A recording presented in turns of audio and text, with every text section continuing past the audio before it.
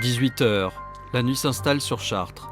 Les sans-domicile fixe affluent du centre-ville vers le centre d'hébergement d'urgence du foyer d'accueil chartrain.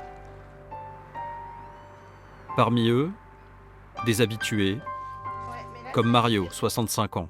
Ça arrive de casser un carreau pour aller se mettre au chaud à l'intérieur d'une baraque abandonnée, on ne sait pas. Il y a plein de trucs comme ça. On est bien obligé. Oui, c'est à partir de 18h. Si on veut rester sous la flotte et tout, c'est quand même pas un truc bénon. C'est la maraude. Il y a quelqu'un? Les squats, Il y a du monde? c'est justement un des lieux que visite la maraude quand la nuit est tombée. Rien ici, ce soir-là, dans cet endroit sombre, insalubre, dangereux pour celles qui patrouillent du 31 novembre au 31 mars. Direction la rue, pour au moins donner à manger à ceux qui n'ont plus la force ou ne veulent pas aller au foyer. Oh, tant mieux, tant mieux, tant mieux. Ça va? Non, oui, madame, tout va bien, madame. C'est vrai? Ouais. Tu veux pas dormir chez nous? Tu Allez. veux pas venir ce soir? Ah non, non, madame, j'ai mon soir qui a commis. Ah non? Ouais. Il est où ton squat? Ah, Un peu plus loin, comme quasiment tous les jours, vers la gare, il y a Kamel. Ça va, Kamel? Tu sais quoi, Kamel? Je vais te dire un truc. Je suis fière de toi. Mais tu as respecté ton engagement et je suis vraiment contente. On y va? Ses anges gardiens vont le mettre à l'abri, une nuit de plus. 9 heures, dehors, la température avoisine 0. Les sans-domicile fixe doivent quitter le centre d'hébergement d'urgence jusqu'à 18 heures. La majorité ira dans un petit local, l'accueil de jour. D'autres chercheront un peu de chaleur dans des lieux publics. Tri du courrier des quelques 450 personnes qui ont une adresse au foyer. Réunion. En journée, l'ambiance est plus calme. À l'accueil d'urgence, seuls restent quelques familles de demandeurs d'asile. Dans un autre bâtiment, des femmes avec enfants restent elles aussi en permanence. Tout comme la quinzaine d'hommes qui résident à l'hôtel social, un lieu de transition où l'on apprend simplement à redevenir quelqu'un.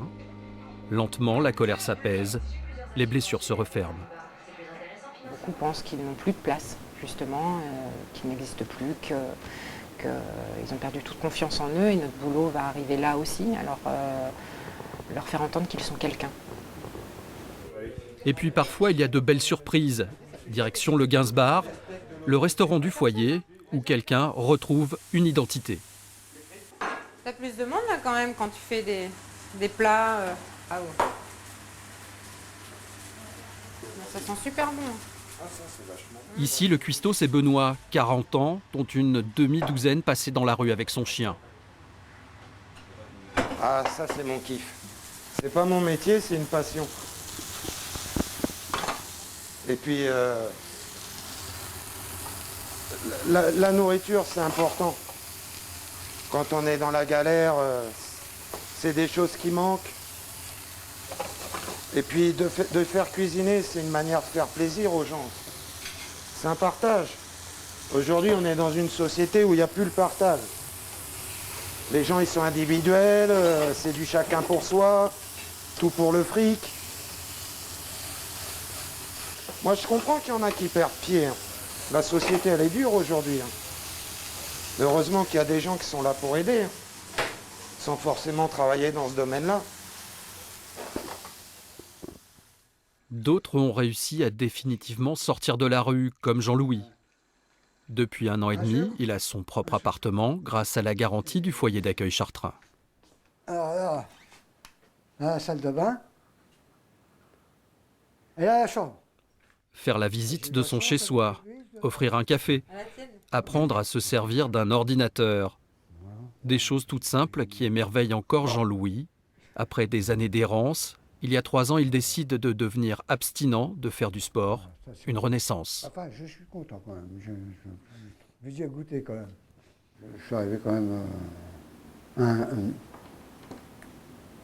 à une bonne base de vie, tout ça. Correct. Donc